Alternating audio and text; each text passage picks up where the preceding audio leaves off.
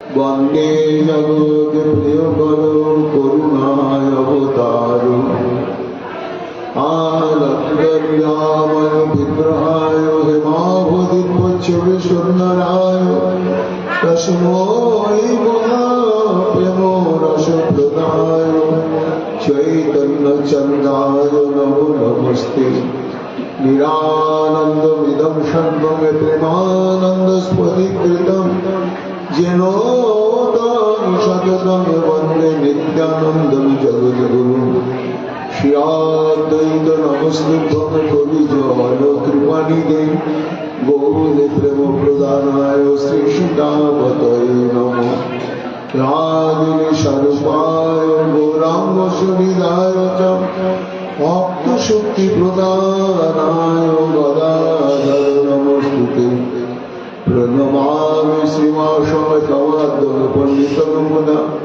श्री गौरांग कृपा पात्रं कीर्तनानन्दमानसं गौर प्रेम प्रदाय सारवत्र समदर्शिने नारायण सुताय च श्रीमन्नरोहराय नमः बर्हापीडविरामं मृगमदतिलकं कुण्डलाक्रान्तगण्डं कन्याक्षं कुम्भकण्ठं स्मेतसुभगमुखं सादरेणस्तवेनं श्यामं शान्तं तुभङ्गं रविकरं वसनभूषितं वैजयन्त्यां वन्दे वृन्दावनस्तुतिशतकृतं ब्रह्मगोपालवेशं नमो नदीननेत्राय वेणुवाद्यविनोदिने राधाधर सुधापानवशालिने वनमालिने हे कृष्ण करुणा सिंधु दीनबन्धु जगत्पते गोपेश गोपिका कान्त राधाकान्त नमस्तुते मुखं करोति वाचालं पङ्गुं लङ्घयते गिरिं यत्कृपातमहं वन्दे परमानन्दमाधवम् तप्तो काञ्चन गौराङ्गी राधे वृन्दावनेश्वरी वृषभानुसुते देवी तां नमामि हरिप्रिये महाभावस्वरूपातं कृष्णो प्रिया गुरुयसी प्रेमी भक्तिप्रदे देवी राधिकां नमाम्यहं वन्दे नन्दव्रजस्त्रीणां पदोरेणोमभिर्नश यशाल्भुरि कथादितं पुनाति भुवनत्रयम् चतुर्वदन ब्रह्म दिवाहुरपरो गुरि अभानुलोचन शम्भो भगवान् वदरायणि याग प्रभजन्तमनुपीतमपेतकृतं दैपायन विरह कादरयजुराम पुत्रीति तन्मया तया तरवयोभिनेदुस्तं सर्वभूतहृदय मुनिमनतश्री कमालदेवं करुणनिधानं कमालवर्णं श्रीतावतारम् अपार संसार समुद्रसेतुं भजामहे श्रीभागवतस्वरूपं वञ्चाकल्पतरुभ्यश्च कृपासिन्धुभ्येव च पतितानां पावनेभ्यो वैष्णवेभ्यो नमो नमो जय रूप सनातन भक्त रघुनाथ श्री गोपाल भक्त दासी रघुना भक्ति भरे बंदी छय गोसाईर चरण যাহা হইতে বিঘ্ন নাশে অভীষ্ট পূরণ। জয় গৌর ভক্তবৃন্দ গৌর যাদের প্রাণ সবে মিলে দেহ মোরে নিতাই গৌর ভক্তি গান। নিতাই গৌর হরি বল, নিতাই গৌর হরি বল, নিতাই গৌর হরি বল, জয় জয় নিতাই গৌর হরি হরি বল। বৃন্দাবনেশ্বরী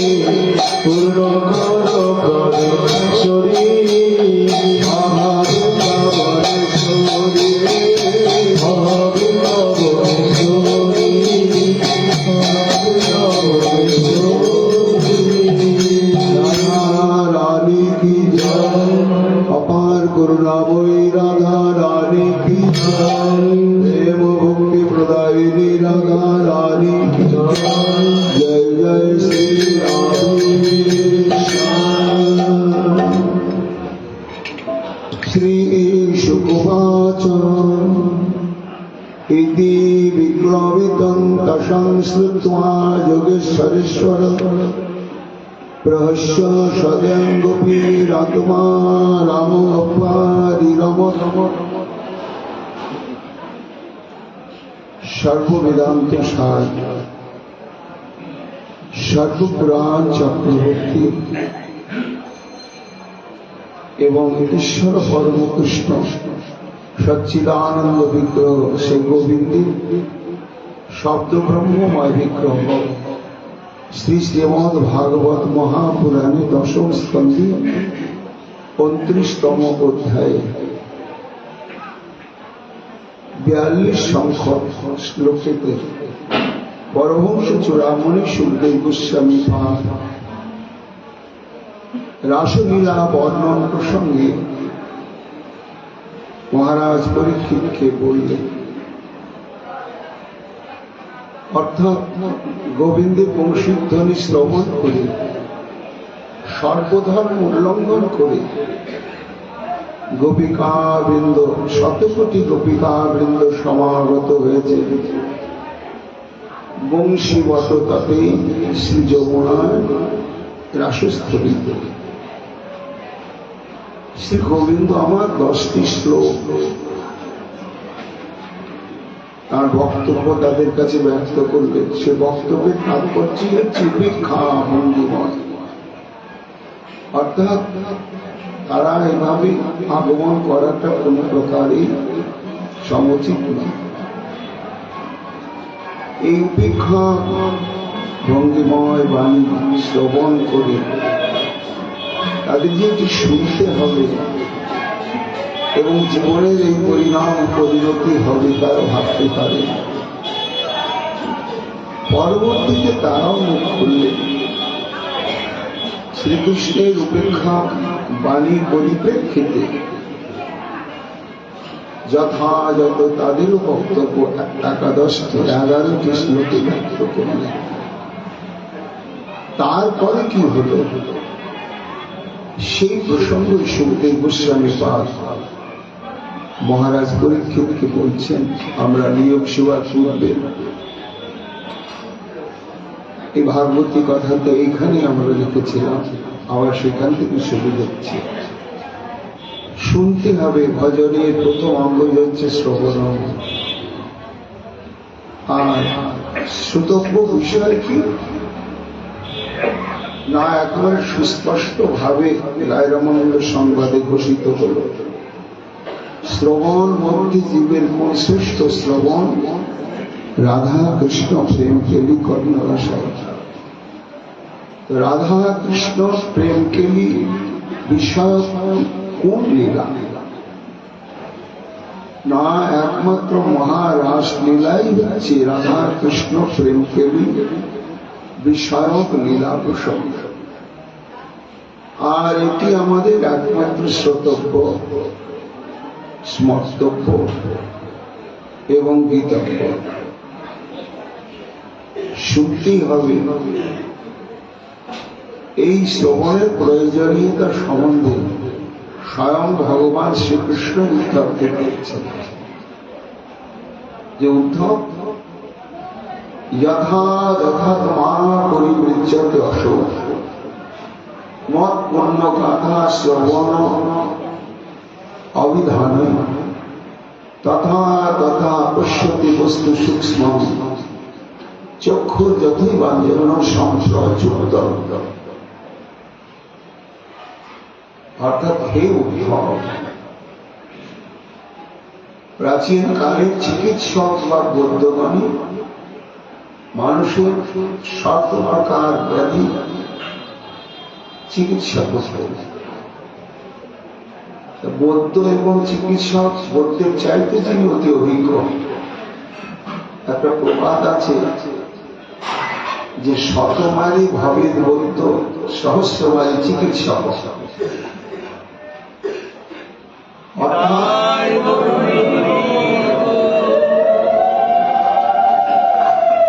অর্থাৎ চিকিৎসা করতে করতে যার হাতে 100টি রোগী মারা গেল এবং মারা যাওয়ার কারণটা তিনি খুঁজে বের করলেন যে আমার এই 100 জন মারা গেল এই একটু ভুলের চরিত্র। এই 100টি রোগী যার হাতে মারা যাওয়াকে ভুলের অভিজ্ঞতা যিনি অর্জন করে চিকিৎসা করতে শুরু করলেন তাকে বৈদ্য বলা হয়। আর যিনি 1000টা রোগীর মৃত্যুর কারণ সম্ভব উপলব্ধি করলেন করে যিনি অভিজ্ঞ চিকিৎসক হলেন তাকে চিকিৎসক বলা হয়। তা গোবিন্দ বলছে যে কখনো কখনো মানুষের দৃষ্টিশক্তির ব্যাধিতে আক্রান্ত হয়ে হীন হয়ে যেত, আজ ওকে দেখতে পাচ্ছি। তখন চিকিৎসক বা বৈদ্য কবিরাজের শরণাপন্ন হতে হয়। তা কবিরাজি মতে একটা অঞ্জন তৈরি করা হয়। অঞ্জন মানে কাজল। সে কাজলের মধ্যে অনেক কিছু জড়ি বুটি রস ইত্যাদি ইত্যাদি থাকে। সেটাকে বলা হয় সিদ্ধাঞ্জন। তা রোগীর সমস্ত কিছু পরিস্থিতি শোনার পরে নির্ণয় করে চিকিৎসক তখন সিদ্ধ অঞ্জনটি বলে 1 মাস 3 বার করে লাগাবে, এই নিয়ম পালন করবে, দেখা যায় ঠিক পঞ্জরটা লাগাতে লাগাতে লাগাতে তার হারিয়ে যাওয়া দৃষ্টি শক্তি সেটা সম্পূর্ণ ফিরে চলে আসে। তখন যথার্থ যে কোনো বস্তু যথার্থ স্বরূপটি সে প্রত্যক্ষ দেখতে পায়। এই কথা বলছেন শ্রীকৃষ্ণ ঠাকুর। ঠিক তদ্বৎ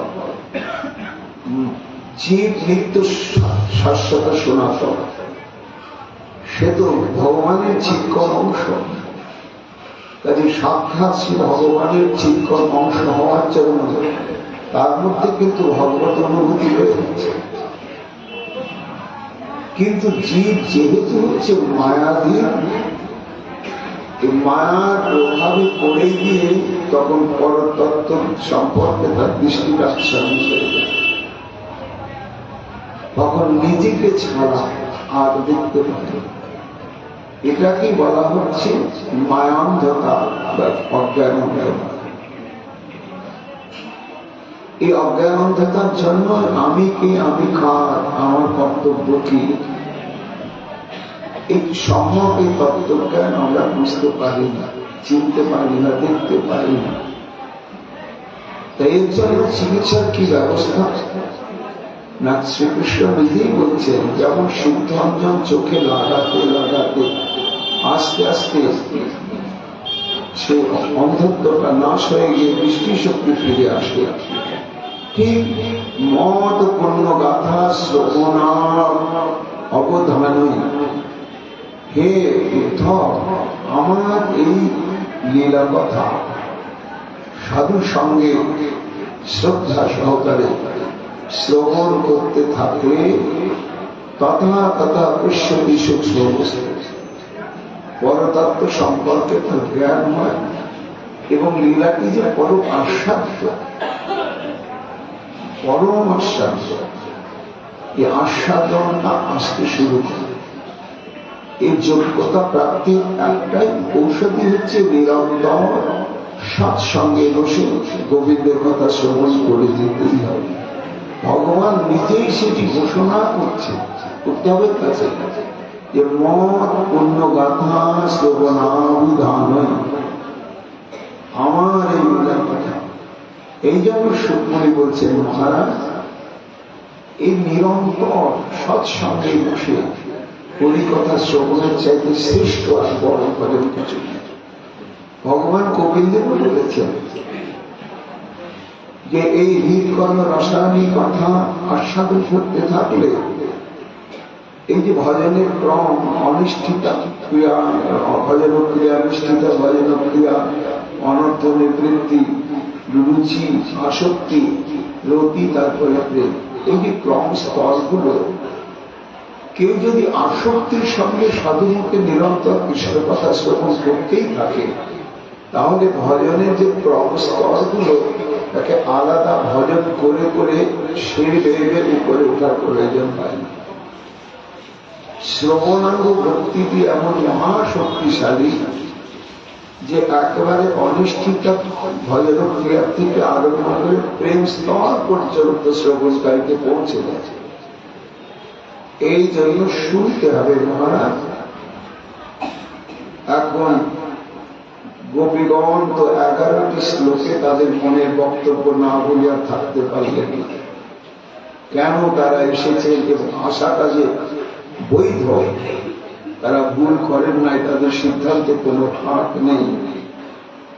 এবং তার মাঝে মাঝে একটু খোঁচা দিয়ে বলেছেন যে আমরা একাই যে তোমাকে দেখে বলেছি তাই না, তিনি আরাধ্যা তত্ত্ব বৈকুণ্ঠেশ্বরী, তিনি পর্যন্ত তোমার রূপে মুগ্ধ হয়েছিল, আসছেন বারবার। আমরা কোন কথা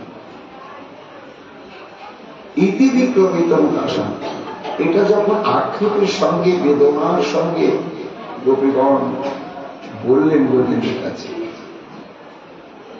কার কাছে বললেন? যোগেশ্বরেশ্বর।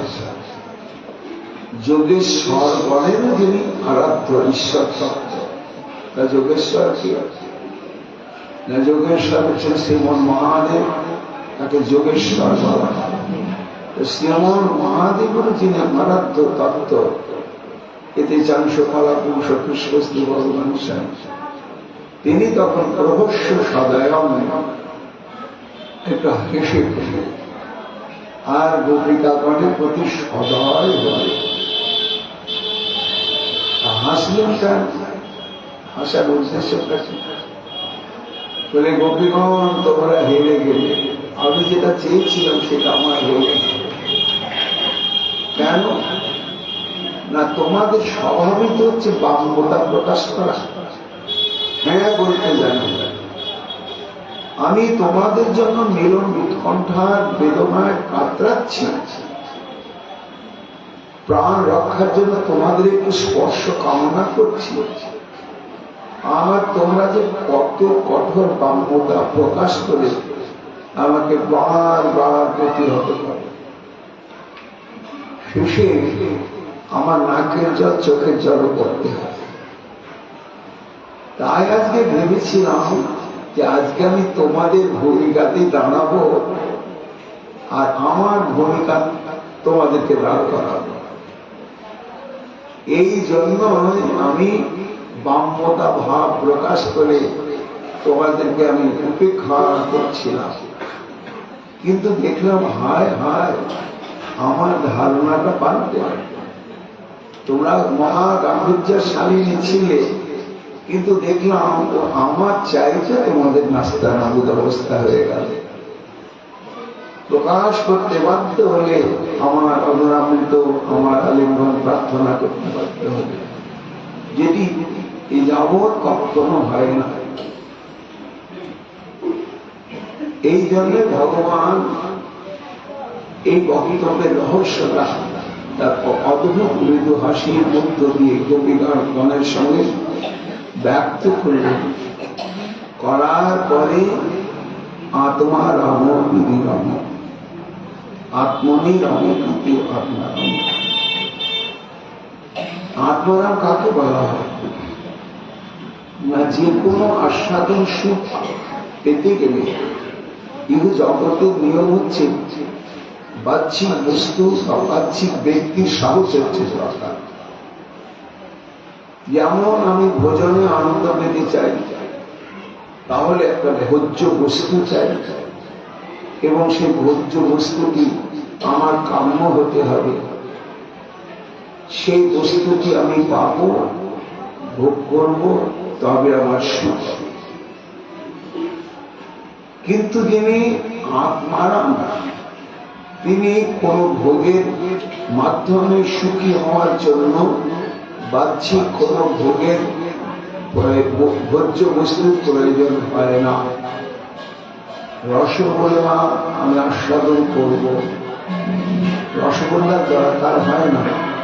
আস্বাদনের স্পৃহা অন্তঃকরণে জাগার সাথে সাথে আত্মাতে রসগোল্লা আস্বাদনটা অনুভব হতে শুরু করে। আত্মাতে যে আস্বাদনটি সমাধান হয়, সেই জন্য এদেরকে বলা হয় আত্মারাম। ভগবান হচ্ছেন আত্মারামের মধ্যে শ্রেষ্ঠ। কেন না মনি ঋষিগণ আত্মারাম। আত্মারামস্য নির্গ্রন্থা বৃহৎ ভাগবতে বলা হয়েছে। কিন্তু আমার শ্রী গোবিন্দ হচ্ছে আত্মা রামগণেরও তিনি আরাধ্য তত্ত্ব। তা তিনি সবাইকে নিয়ে অদ্ভুত রমণে প্রযুক্ত হলেন। পরীক্ষিত প্রশ্ন করছে গুরুদেব, ভগবান তো আত্মারাম, আত্মকাম, তিনি গোপিকাগণকে নিয়ে প্রাকৃত জগতের নায়ক নায়িকা, প্রেমিক প্রেমিকা বা যুবক যুবতীর মতন এইরকম রমণের স্পৃহায় তার অন্তঃকরণের জায়গাটায় আশ্চর্য, এবং এই রমণ ক্রিয়াটি সাধন করলেন, এটাও আশ্চর্য। তখন সৌভানি বলছেন, মহারাজ দেখতে একরকম, কিন্তু তাই বলে তার ব্যাখ্যাটা একরকম নয়। আলাদা আলাদা আছে।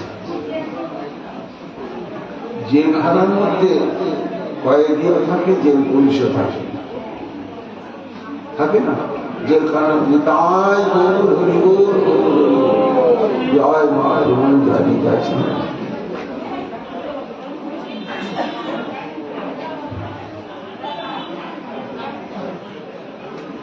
জেলখানার মধ্যে যেমন কয়েদি থাকে, আবার কারারক্ষী বা জেল পুলিশও থাকে। দুজনেই তো জেলের মধ্যেই আছে, কিন্তু তাই বলে দুজনকে এক ভাবা যাবে। হাওমা করে কেউ কাঁদছে, শোকে মূর্ছমান হয়ে চিৎকার করছে, অস্থির হয়ে ছটফট করছে। সীতারা তো কাঁদছে, সে কাঁদে ফলে বলে ডাকে বাহুত। দুটো কান্নাকে তো এক ভাবা যাবে না। কান্না বলে কিন্তু তাৎপর্য হচ্ছে ঠিক তেমনি জীবের রমণ, প্রাকৃত দেহধারী মানুষের রমণ ক্রিয়া। আর আগে ঘোষণা করেছেন আত্মার আমার কি সপনে বলছে মহারাজ, ওইখানেই কিন্তু আমি আগেই সংবাদটা জানিয়ে দিয়েছি। যেমন রাসলীলা বলবার আগেই বলেছি ভগবান পিতারা, কৃষ্ণ বা গোবিন্দ মাধব এই নামগুলো বলি নাই। ভগবান পিতারা তিনি তেমনি আত্মার আমার কি এইখানে বলেছি।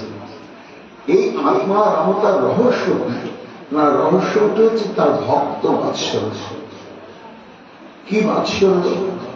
রুক্মিণী বলছে মহারাজ, এর আগে তোমাকে বলেছি যে ভগবানের ক্ষুধা নেই, পিপাসা নেই, শীত নেই, গ্রীষ্ম নেই, কিচ্ছু নেই, কিন্তু সবই তার আছে। তাহলে নেই আবার আছে, এই বিপরীত গুণ তার মধ্যে কি করে সম্ভব হয় না? তার মধ্যে একটু তত্ত্ব আছে। কি তত্ত্ব আছে?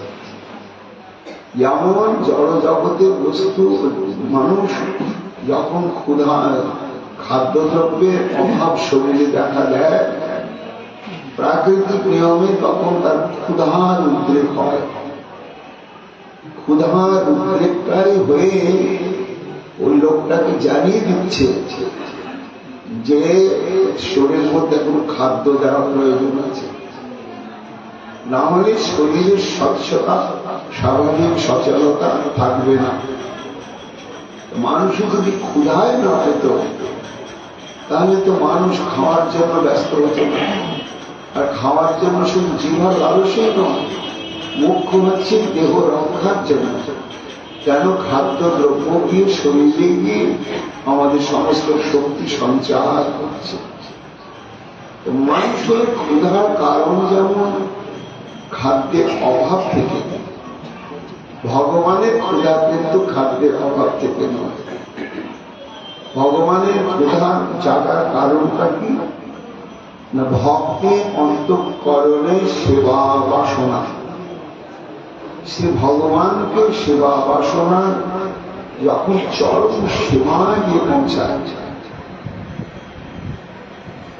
তখন ভগবান ক্ষুধা পেয়ে যায়, তার পিপাসা পেয়ে যায়, সমস্ত পেয়ে যায়। এই যে ভগবানকে আমি ভোজন করাবো, ভক্ত ভগবানের জন্য রান্না করছেন কৃষ্ণ গুণগান গাইতে গাইতে, এবং দণ্ডের সঙ্গে রান্না করলে যে ভোগ লাগবে এমনকি স্বীকৃতি করেছে। তাই বারবার রাধারানীকে স্মরণ করছে না, রান্না করছে। তারপরে নিবেদন হল, নিবেদন করছে নয়নে চলে ভাসতে ভাসতে। প্রভু না জানিয়ে পরিপাটি, না জানে রন্ধন, সুখা রুখা এক পুষ্টিকর হতো। দরিদ্রের ঘরে প্রভু নাহি আয়োজন, নয়নে চলে ভাসতে। ওই যে তার হৃদয় নিংড়ানো প্রেম মাখা যে ভোজ্য বস্তু, আর তার আত্মি আত্মকাম, পূর্ণ কাম ভগবানের অন্তরে ক্ষুধা জাগিয়ে দেয়। এই ভগবানের ক্ষুধা জাগার হেতুই হচ্ছে ভক্তি অন্তঃকরণের সুতীব্র সেবা বাসনা যখন উচ্ছ্বসিত হয়ে ওঠে, তখন সেই সেবা বাসনা পূরণের জন্যই ভগবানের ক্ষুধা পিপাসা যায়। ঠিক আজকে রমণ ক্রিয়াটি তদ্রূপ। কেননা ভক্তির চরম পরাকাষ্ঠা শর্তই হচ্ছে কামানুগা ভক্তি বা সম্ভোগাত্মিকা ভক্তি। সেখানে সর্বেন্দ্রিয় এবং সর্ব মনোবৃত্তি উৎসর্গীকৃত হচ্ছে ভগবান। দাস্য সভ্য বাৎসল্য পর্যন্ত সর্বেন্দ্রিয় উৎসর্গ করা যায় না। একমাত্র সম্ভোগাত্মিকা বা কামাত্মিকা ভক্তিতে নিজের দেহ ইন্দ্রিয়াদি সম্পূর্ণ উৎসর্গ করা যায় ভগবান। এবং ভগবানও তাই জানতে ভক্ত যখন সেই সম্ভোগাত্মিকা ভক্তি রসে আপ্লুত চিত্ত হয়ে নিজের দেহ ইন্দ্রিয়ের দ্বারা ভগবানকে সুখ দেওয়ার জন্য ব্যাকুল হয়ে যায়, একেবারে তীব্র ব্যাকুল হয়ে যায়, তো ওই ভক্তের অন্তঃকরণে ওইভাবে ভগবানকে সেবা করে সুখ দেওয়ার যে ব্যাকুলতা, ওই ব্যাকুলতায় গোবিন্দের অন্তরে রমণ বাসনাকে জাগিয়ে দেয়। তাই একজন দুজন নয়, শত কোটি গোপী, শত কোটি গোপীর অন্তঃকরণে যদি এরকম বাসনা জাগে যে তোমার সৃষ্ট দেব মনোপ্রাণ এই যৌবন এবং এই রমণী দেহ, তুমি রমণ, তোমার এই রমণ বাসনা পূরণের জন্যই তুমি রমণী দেহ তোমারই সৃষ্ট, আর সেই দেহটি বহু ভাগ্যে তুমি আমাদেরকে প্রদান করেছে। তাই তুমি একবার গ্রহণ করো। এই যে অন্তঃকরণে গোপীগণে তীব্র বাসনা, মহারাজ পরীক্ষিত এই গোপীগণের তীব্র বাসনায় শ্রী গোবিন্দের অন্তরে রমণ বাসনা জাগিয়ে দিল। গোপীগণে শুনিয়া করুণ কাকু গানি হাসিয়া সদয় হইলা প্রভু যদুমণি। মহাযোগী যোগেশ্বর নিজ যদু বলে সর্বব্রজ রমণী রমিল এক কালে আপনি সহজে আনন্দে আত্মারাম রমিয়া পুরায় কৃষ্ণ গোপীগণ কাম। এই জন্য প্রত্যেকটা গোপীগণের অন্তরে যে রমণ বাসনা কৃষ্ণ সুখের নিমিত্ত উদয় হল, ওইটি ভগবানের অন্তঃকরণে ঋরংসা রমণ বাসনা জাগিয়ে দিলেন। যোগেশ্বর কেন করা হল জানো মহারাজ? না, যোগীগণ যেমন তাদের যোগ প্রভাবের দ্বারা এক হয়ে বহু স্বরূপ প্রাপ্ত হন, তা রয়েছে শাস্ত্রে। যেমন সৌঘরী মণি, সৌঘরী মণি জলের তলা জলস্তম্ভের দ্বারা যোগ সাধনা করতে করতে দৈবক্রমে জলের অতল তলায় বড় বড় মাছ থাকে, সবথেকে বড় মাছ গভীর জলে থাকে। এক মৎস্য আর মৎস্যের মৈথুন ক্রিয়া দেখে তখন তার মনে হলো এটাও তো একটা জীবন, এটাও তো একটা শাস্ত্র, এটাও তো একটা তত্ত্ব, এবং এটাও তো জানার বিষয় রয়েছে। আমি তো অকৃতদার, আমার তো এই তত্ত্বটা অজানায় থেকে গেল, তাহলে জ্ঞানের পূর্ণতা আমার হল না। তখন তিনি সেই বস্তুটিকে জানবার জন্য জল থেকে উঠে এলেন।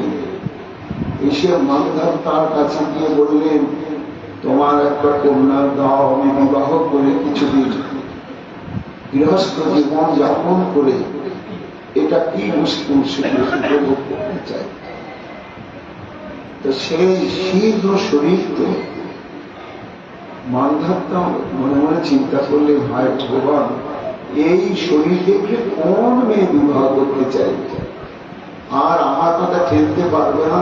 যার সঙ্গে বিয়ে দেব সে বলবে, বাবা তোমার চাইতে একটা কলসি বাংলা যদি জলে ডুবিয়ে দিতে ভালো হতো। আবার যদি না দিই, মা যোগী যদি অভিশাপ দিয়ে দেয় তাহলে তো মুশকিল। তখন তিনি বললেন, ভগবান আমার তো একটা দুটো নয় 50টা কন্যা, আর সবাই বিবাহযোগ্য, তা আপনি তাদের কাছে চলে যান, আমার আপত্তি নাই। যে কন্যা আপনাকে পছন্দ করবে, আপনাকে বরমাল্য দেবে, আপনি তাকে নিয়ে সংসার জীবন যাপন করবেন। সৌগরী মনে বুঝতে পারলেন। তখন তিনি একেবারে কন্দর্পের ন্যায় রূপ ধরে যখন উপস্থিত হলেন, রূপে মুক্ত হয়ে 50টি কন্যায় বরমাল্য দিয়ে দিলেন। 50 জনের সঙ্গে বিবাহ হয়ে গেল। মহারাজ মানধাত্তা কি করবেন? তাহলে 50 জন মেয়েকে নিয়ে তো একখানে থাকা সম্ভব নয়। 50টা রাজবাড়ি নির্মাণ করে দিলেন, স্বতন্ত্র ভাবে, যাতে সবাই জীবন যাপন করতে পারে। কিন্তু 1 বছর 2 বছর কোন মেয়েদের কাছ থেকে অভিযোগ আসে না। হিসাব করছেন যে অভিযোগ আসা উচিত, কেন জামাই তো একটা মেয়ের কাছে একদিন থাকবে না, তাহলে তো 50 দিন 50 জনের কাছে তবে 1 জন পাবে। কিন্তু কোন মেয়ের তো অভিযোগ নেই। তাই সৌগরী মনে একদিন কৌতূহল হয়ে মেয়েদের বাড়িতে গিয়ে হাজি, মা ভালো আছিস তো তোরা? জামাই কিনে শিখেছ? বলে, বাবা আমি তো ভালো আছি, কিন্তু ওই অন্যান্য ভগ্নী আর দিদিদের দুঃখের কথা মনে হয়ে কষ্ট পায়। কেন কেন? তোমার জামাই তো 365 দিন আমার কাছে, আর ওই সমস্ত দিদি আর ভগ্নীদের যে কি দশা হচ্ছে কে জানে। ও ভাই, ও মা, ওই মেয়ের বাড়িতে গিয়ে দেখছি ওই মেয়েরও একই কথা। তার মানে এটা হচ্ছে যোগেশ্বর, যোগ প্রভাবের দ্বারা সৌগরী মুনি কায় রূপ প্রকাশ করে 24টি কন্যার সঙ্গে তিনি দাম্পত্য জীবন করলেন। তার ঈশ্বর হচ্ছে আমার শিবজি। এই জন্য যদি যোগীগণ যোগ প্রভাবে সে যোগ শক্তিটা ভগবানেরই প্রদত্ত, ভগবানের প্রদত্ত যোগ শক্তির প্রভাবে যদি যোগীরা বহু হয়ে রমণ করতে পারেন যার কৃপা শক্তিতে, এই জনটা চলবে না বলে কি করেছে। রাধে রাধে। কাজী শ্রীকৃষ্ণ তারই প্রদত্ত শক্তি যোগীরা কায় রূপ প্রকাশ করতে পারবে, তিনি কেন পারবেন না? সেই জন্য সত্যি বলেন, মহারাজ এই 100 কোটি কপির সঙ্গে ভগবান 100 কোটি রূপই ধারণ করলেন। এই রূপ কাউকে বঞ্চিত করবেন না। একই সঙ্গে সবাই চাইছে কৃষ্ণ আমার সঙ্গে বিহার করুন, আমার সঙ্গে বিহার করুন। কাউকেই বঞ্চনা না করে 100 কোটি গোপী তো 100 কোটি কৃষ্ণই আত্মপ্রকাশ করলেন। একে বলা হয় ভগবানের প্রকাশ লীলা। অনেকত্র প্রকটতা রূপশ্রী কৃষ্ণা সর্বদা তৎস্বরূপী সাপ্রকাশই উচ্চারণ। অর্থাৎ একই মূর্তি একই সঙ্গে নানা স্থানে নানা ব্যক্তির নিকটে অতি অভিব্যক্ত হন, তখন তাকে বলা হয় প্রকাশ। এই প্রকাশের বৈশিষ্ট্য হচ্ছে কি না, স্বয়ং শ্রীকৃষ্ণ আর প্রকাশ শ্রীকৃষ্ণের মধ্যে কোন ভেদ নাই, প্রত্যেকেই স্বয়ং। একই বিগ্রহ যদি হয় বহুরূপ, আকারের ভেদ নাই, একই স্বরূপ। মহিষী বিবাহে জয়ীছে কইল রাস, ইহাকে কহিও কৃষ্ণের মুখ্য প্রকাশ। এটা মুখ্য প্রকাশ। সৌভাগ্যাদি প্রায় সে কায়বহ নয়, কায়বহ হইলে নারীর বিস্ময় নাই হয়। এখানে সুকমণি বলছেন যে মহারাজ যোগীগণের কায়বহ, কায়বহ করতে কি বোঝাবে? মানে যেমন 50টা সৌভরী ঋষি হলে কিন্তু মূল একটা, আর 49টাই হচ্ছে তার ছায়া মূর্তি। মূল মূর্তি যখন পাহাড়টা তুলছে তখন 50টা মূর্তি পাহাড় তুলছে। মূল মূর্তি একটা আলাদা থাকবে আর সব ছায়া মূর্তি, এইভাবেই ক্রিয়া নিষ্পন্ন হবে। কিন্তু শ্রীকৃষ্ণের যে প্রকাশ সেটা ওই রকম কায়মুখ নয়। প্রত্যেকটি শত কোটি কৃষ্ণই হচ্ছে স্বয়ং, প্রত্যেকের স্বয়ং এবং স্বতন্ত্র। একজন নাচছেন, একজন বসে আছেন, একরকম নয়, এখানেই পার্থক্য। তাই সৌভাগ্যাদি প্রায় সেই কায়বুহ নয়, কায়বুহ হইলে নারদের বিস্ময় নাহি হয়। সত্যমণি বলছেন, মহারাজ এটি যোগীগণের মতো কায়বুহ নয় শ্রীকৃষ্ণের। আত্মা রমণী রমন, তিনি রমন করলেন শতকোটি গোপীর সঙ্গে একই সঙ্গে।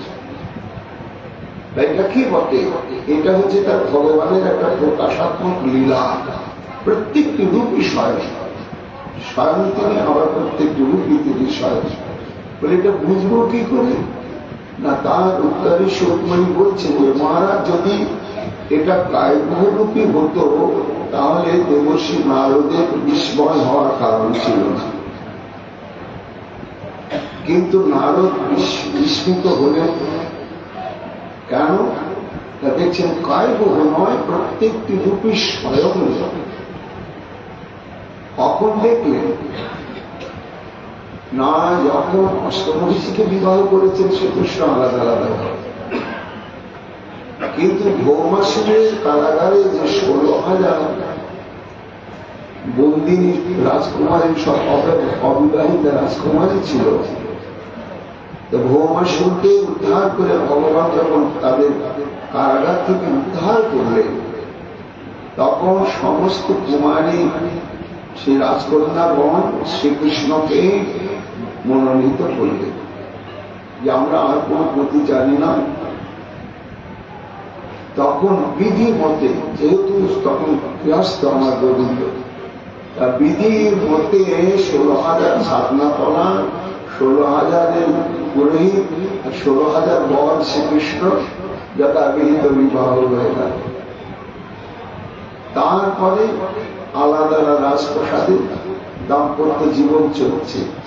দেবশ্রী নারদের কথা ভাবতে হচ্ছে ঠাকুরের আচ্ছা নেই কি করে, সামলাচ্ছে কি করে মানুষ?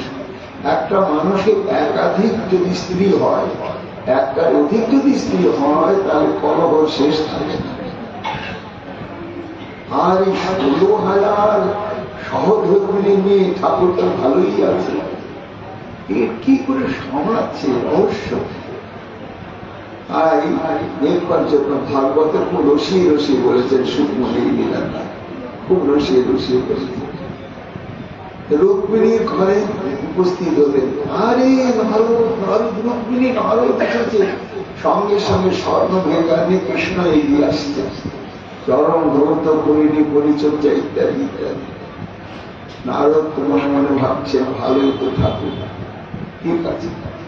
তারপরে সত্যভামার ওখানে গিয়ে দেখছেন শ্রীকৃষ্ণ সিংহাসনে বসে রয়েছেন। আরে সত্যভামা দেখো, নারদ এসেছে। কোথাও দেখছেন সন্তানদের পরিচর্যা করছেন, কোথাও ভোজন করছেন, কোথাও পরামর্শ করছেন, কোথাও যজ্ঞ করছেন, কোথাও দান করছেন, কোথাও পুত্র কন্যা বিবাহ যজ্ঞ হয়েছে, বরপক্ষ কন্যা পক্ষ এসেছে, তাদের সঙ্গে কথোপকথন করছে। প্রত্যেকটি জায়গাতে স্বতন্ত্র সম্পন্ন স্মরণমুখী দেখছে। তখন চিত্রাঙ্গদিত দেখেন বপুষা যুগপত্রিত গ্রীষ্ম রাষ্ট্র সহস্রস্ত্রীয় এই উদাহরণ। একই সময়ে ভগবান সবার গৃহে এইভাবে বিচরণ করছে। এটা কায়বুহ যদি হতো তাহলে দেবসেনা বিস্তৃত হতো। শেষে সব ঘরে যেতে যেতে যেতে যেতে ভগবানের কাছে আত্মসমর্পণ করতে বাধ্য হতো। ঠাকুর তোমার রহস্য বুঝতে এসে আমি রহস্যের সমুদ্রে ডুবে গেল। এইবার ভগবানের মুখে হাসি ফুটেছে, হেসে কথা বললেন, যে যেমন তোমরা আমাকে রাস্তা নামত করো, আমি একটু তোমাদের রাস্তা নামত করলাম, এইবার এসব আমি তো দেখেছি তোমাদেরকে। তখন রাসলীলার ক্ষেত্রে উপস্থিত হল। সুকমণি বলছেন তাবি সবেদানি উদার চেষ্টিত বিরেকশনত করল মুখে বিরাজ্যিত উদার ভাষ বীজকুণ্ড বিদিতি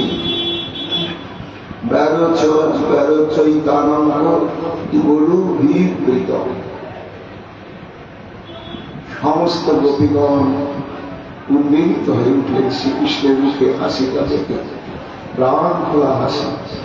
সে হাসিতে তাদের মনের মধ্যে যত কিন্তু কিন্তু ছিল, জড়তা ছিল, গ্লানি ছিল, সমস্ত একেবারে তিরোহিত হয়ে গেল। তখন সে গোবিন্দ তাদেরকে নিয়ে আগে রাসমণ্ডলী রচনা, যত গোপী তত কৃষ্ণ, যত কৃষ্ণ তত গোপী। তারপরে তাদের সঙ্গে প্রেম উদ্দীপক নানা প্রকার সম্ভব বিহার প্রকাশ করতে লাগল। অঙ্গ স্পর্শ, পুষ্পাদি অর্পণ, কখনো নৃত্য, কখনো হাসি, কখনো নর্ম আলাপ। সুকমণি বলছেন, আহা মহারাজ, সেই সময় আনন্দে সবারই মুখে হাসি বিকশিত হয়েছে। আর তাদের সংঘাতি শুভ্র দশর সময়ে শুভ্র ছটার চারিদিকে একেবারে আলোকিত করে উঠেছে। আর সোয়াটি কেমন মনে হচ্ছে যেন শ্রীকৃষ্ণ নয়, এরাঙ্ক, এরাঙ্ক মানে মৃগাঙ্ক, মৃগাঙ্ক মানে চন্দ্র। তাই চন্দ্রকে ঘিরে যেমন অগণিত তারকা বিস্তৃত থাকে, ঠিক আজকে রাসমণ্ডলীতে গোপী পরিবেষ্টিত গোবিন্দের শোভাটি কেমন হল। রমণী সমাধি কৃষ্ণ শোভে সুশোভিত, মদাংশ বিলোচন দিদার চরিত, তারাগণ মাঝি যেন পূর্ণ শশধর, অভিমুখী মৃগনারী মাঝি জ্যোতিবর। সুকমণি বলছেন, মহারাজ বুঝতে পারলেন তো? পরীক্ষিত আবার একটু প্রশ্ন করলেন, প্রভু বুঝলে সবই তো হলো, কিন্তু আপনার মুখেই শুনেছি যে সম্যক সার বাসনা কৃষ্ণের রাসলীলা, আর রাসলীলা কেবল রাধিকা শৃঙ্খলা। সে রাধারানীর কথা তো আপনি বলছেন না, আর রাধারানী ছাড়াই রাসলীলা আরম্ভ হয়ে গেল, সেটা কি সম্ভব? বিনা রাধা রাস কি সম্ভব হয়? তখন সুকমণি বলছে, মহারাজ আমি বলেছি, একটু ঘুরিয়ে ঘুরিয়ে বলেছি, বুঝে নিতে হবে। তাভি সবে তাভি, এই যে সমানে সমযোগের মা শব্দের হচ্ছে শোভার প্রতিষ্ঠাত্রী দেবী শ্রীমতী রাধা।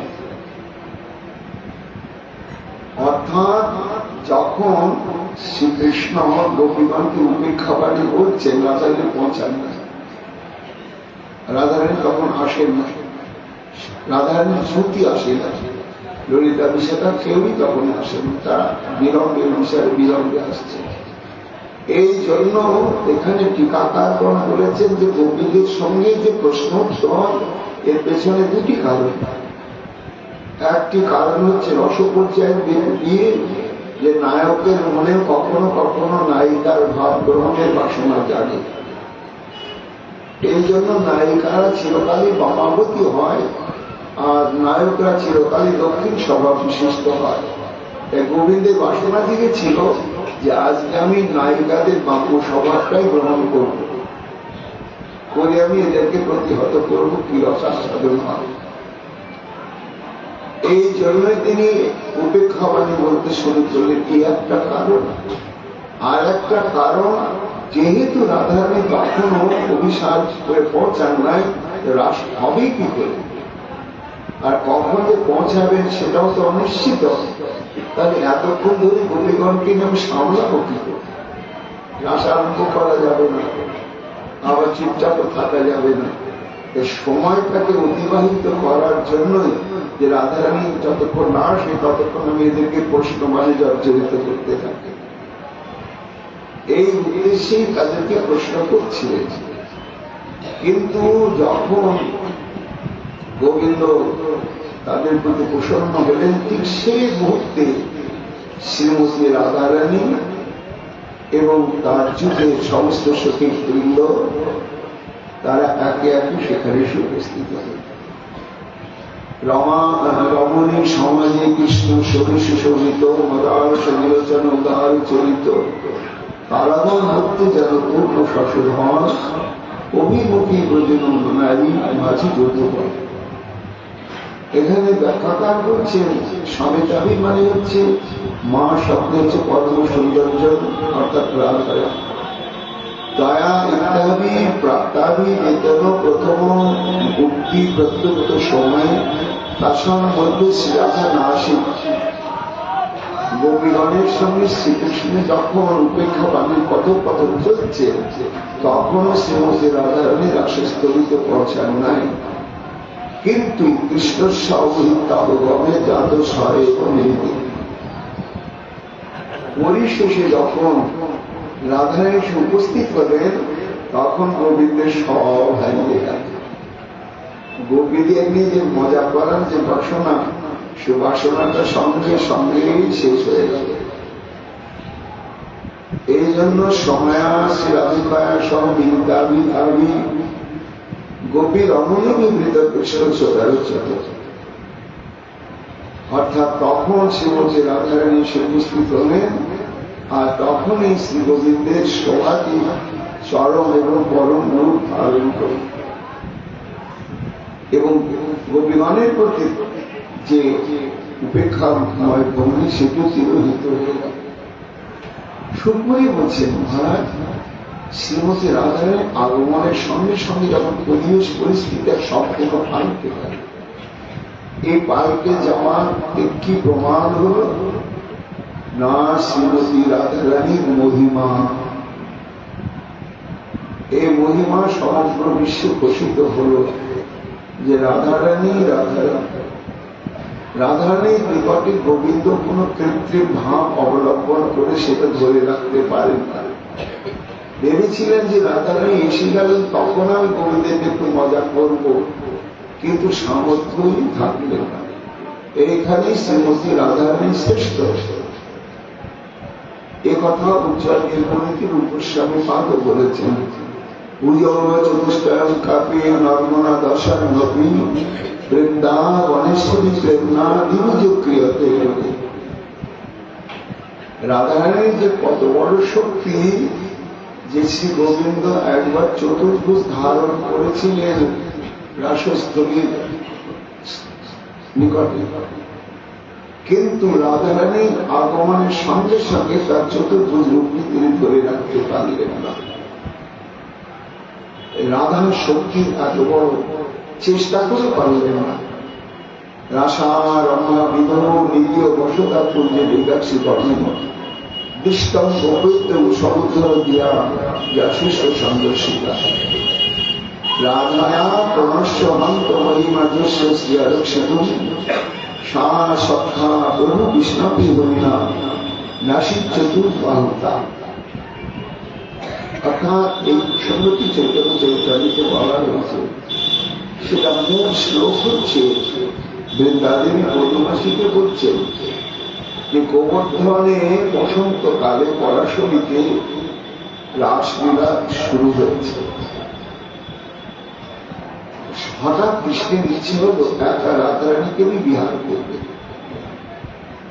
তখন কাউকে না জানি শুধু রাধারানীকে ইঙ্গিত করলেন যে আমি একটু আত্মগ্রহণ করছি, ওই কুঞ্জে তুমি এসো, তুমি আমি ওইখানে আমরা প্রাণ ভরে বিহার করব। এই বলে কৃষ্ণ আত্মগ্রহণ করে চলে গেলেন। রাধারানী তো বুঝলেন যে আমাকেও যেতে হবে, কিন্তু রাসলীলা বন্ধ হয়ে গেল, কৃষ্ণ নেই। গোপীগণ করতো হা কৃষ্ণ হা কৃষ্ণ হা কৃষ্ণ, সবাই অনুসন্ধান করতে লাগবে। অনুসন্ধান করতে করতে গিয়ে যেখানে গোবিন্দ আত্মগোপন করেছিলেন সেখানে গিয়ে উপস্থিত হলেন। লীলাটি বলছেন কবিরাজ গোস্বামী, বসন্তকালে রাসলীলা করে গোবর্ধনে, অন্তর্ধ্যান কইল সংকেত করি রাধার সাথে। আরে আমি ওই পুরী যে আত্মগোপন করে থাকছি, তুমি ওইখানে এসো, তোমাকে নিয়ে আমি বিহার করব। নিবৃত নিকুঞ্জে বসে দেখে রাধার বার। এই বলে গোবিন্দ আগে আত্মগোপন করলেন, করে ভাবছে রাধারানী আসছেন না, রাধারানী আসছেন না, কখন আসবে। কিন্তু গোবিন্দ হারিয়ে গেছে, রাধারানী তো বুঝতে পারছেন আমার জন্য আমিও যাব। কিন্তু অন্যান্য গোপীগণ হা কৃষ্ণ বলে একেবারে অনুসন্ধান শুরু করলে। নিবৃতে নিকুঞ্জে বসে দেখে রাধার মা, অন্য শিখে হাইলে তাহা গোপিকার মা। জুতে জুতে গোপিকাগণ কোথায় কৃষ্ণ, কোথায় কৃষ্ণ। দূর হইতে কৃষ্ণ দেখি বলে গোপীগণ, দূর থেকে যেখানে কৃষ্ণ আত্মগোপন করেছিলেন চোখে পড়ে গেছে। সবাই বলছে এই লম্পটাই দেখো, দেখেছো এখানে সে ঘাটগুলো চুপ করে বসে আছে, চলো চলো কে ধরবো, চলো কে ধরবো। দূর হইতে কৃষ্ণ দেখি বলে গোপীগণ, এই দেখো কুঞ্জের ভেতরে ব্রজেন্দ্র নন্দন। গোপীগণ দেখে কৃষ্ণের হইল সার্থস, এই রাধারানী এলো না, গোপীগণই তো চলে এলো, আর তুমি ধরা পড়ে যাব, আমার তো বাসনা পূরণ হবে না, কি করা যায়। আর ওখান থেকে যে আত্মগোপন করে পালিয়ে এদিক ওদিক যাবে, এমন জায়গায় পৌঁছে গেছে গোপীরা যে কৃষ্ণের পালিয়ে আত্মগোপন করবার আর উপায় নাই, একেবারে নিশ্চিত রূপে ধরা পড়তেই। তখন তিনি চিন্তা করলেন, দেখে একটু রূপান্তর ধারণ করি, লুকাইতে নারীরা ভয়ে হইলা বিবশ, চতুর্ভুজ মূর্তি ধরে আছে না বসে। তখন শ্রীকৃষ্ণ চতুর্ভুজ মূর্তি হয়ে বসে থাকে, আর তো পালি লুকাতে পারবো না, এইভাবেই থাকি। কৃষ্ণ দেখি গোপীগণ কহে নিকটে আসিয়া, দূর থেকে কৃষ্ণের মনে করেছিলেন, ওমা নিকটে এসে দেখছে ইহ কৃষ্ণ নেই, ইহ নারায়ণ মূর্তি। হ্যাঁ, এই তো কৃষ্ণ নয়, এ তো নারায়ণ ঠাকুর। আহা, সাক্ষাৎ নারায়ণের দর্শন পাওয়া তো আমাদের সৌভাগ্যের কথা। এহ কৃষ্ণ মানে এমন নারায়ণ মূর্তি, এত বলি সবে তারে করে উপস্থিতি। গোপীগণ বারবার প্রণাম করতে লাগলে, স্তুতি করতে লাগলে, নম নারায়ণ দেব করহ প্রসাদ, কৃষ্ণ সঙ্গ দেব মোর পূজাও বিষাদ। হে নারায়ণ ঠাকুর, আমরা কৃষ্ণ হারিয়ে ফেলেছি, তুমি কৃপা করো যেন হারানো কৃষ্ণকে আমরা পাই। বলে তারা প্রণাম নিবেদনাদি করে চলে গেলেন। কৃষ্ণ কুন্দির কাছে দেখি নারায়ণের কাছে আশীর্বাদ নিলাম, এবার নিশ্চয় গোবিন্দ দর্শন পাবো। তারা যখন চলে গেলেন, রাধারানী এবার আসছে, তো রাধারানী তো জানেন ওই কুঞ্জেই গোবিন্দ থাকবে না, কাজে সেই কুঞ্জেই রাধারানী আসছেন। এতগুলো নমস্করি গেলা গোপীগণ, হেন কালে রাজমাসি দিলা দর্শন।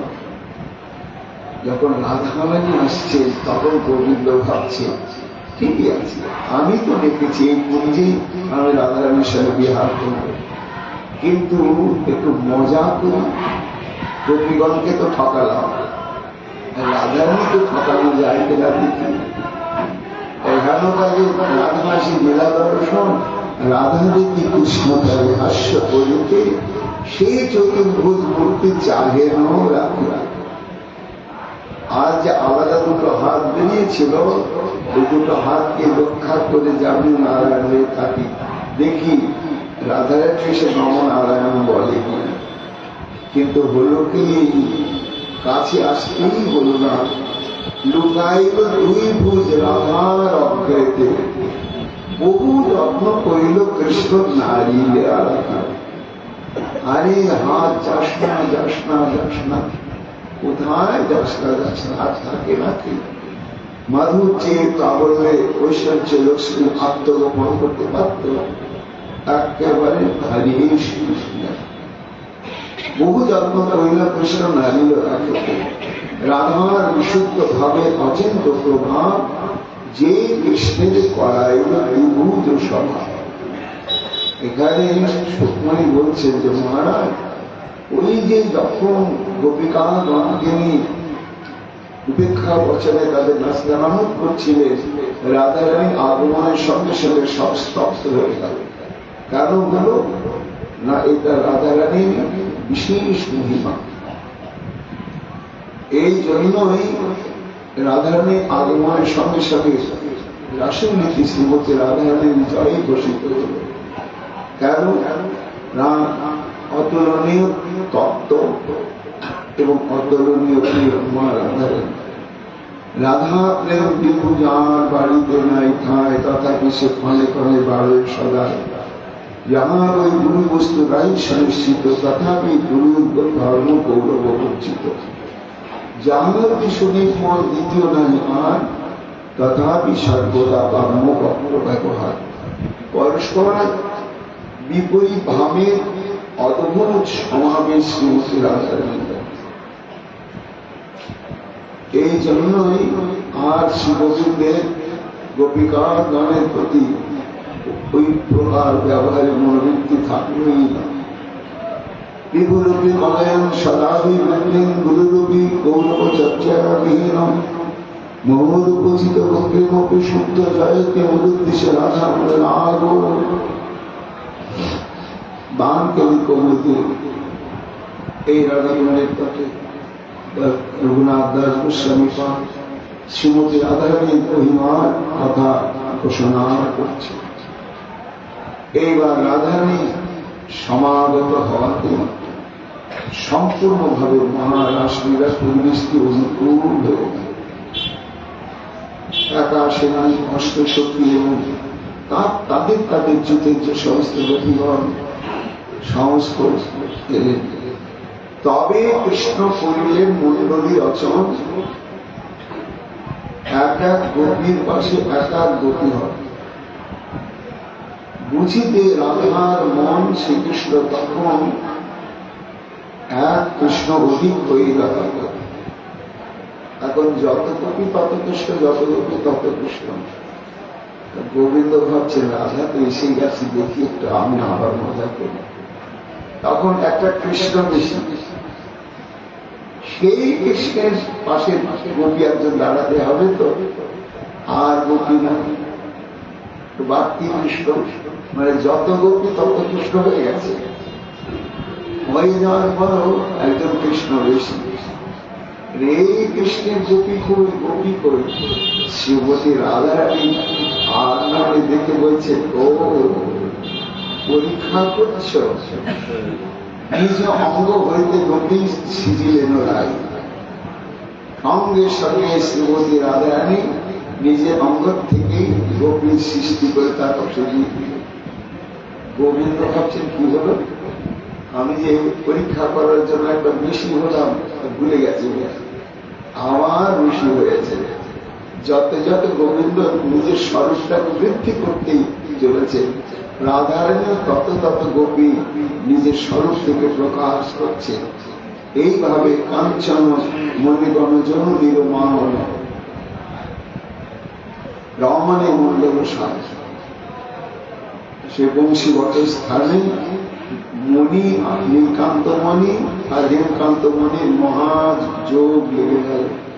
যত গোপী তত কৃষ্ণ, যত কৃষ্ণ মন্ডলী বন্ধে সবাই দাঁড়ালে মহারাসলীলা। এইবার সে রাসলীলাটা কিভাবে শুরু হলো, আগামীকাল আমরা তা শ্রবণ কীর্তন করব। তখনকার মতো ভাগবতী কথা এখানেই বিশ্রাম লাভ করছি। নিতাই গৌর হরি বল, হরি বল, হরি বল।